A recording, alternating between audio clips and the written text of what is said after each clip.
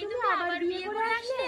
তা কি করবো, তোমার এই টেকো মাথার জন্য তো তোমাকে নিয়ে রাস্তায় বেরোলে মানুষ হাসাহাসি করে। তার দিকে ভাই চলো চলো, একটা অমঙ্গল, একে দেখে বেরোলেও যাত্রা।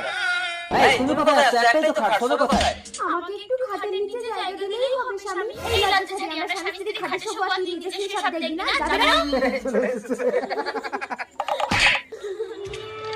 এই জীবন আমি রাখবো না, জলে ঝাঁপ দিয়ে মরবো।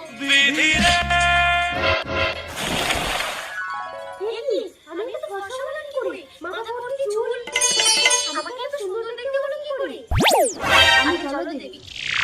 এই শাড়ি আর স্বর্ণ অলংকার তুই পরবি।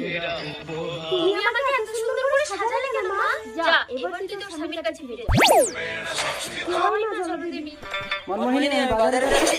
আমার জন্য একটা ফর্সা হওয়ার ক্রিম আনবে। আরে তুমি তো এমনিতেই ফর্সা, বেশি ফর্সা হওয়ার চেষ্টা করলে কিন্তু ওজন কালো হয়ে যাবে।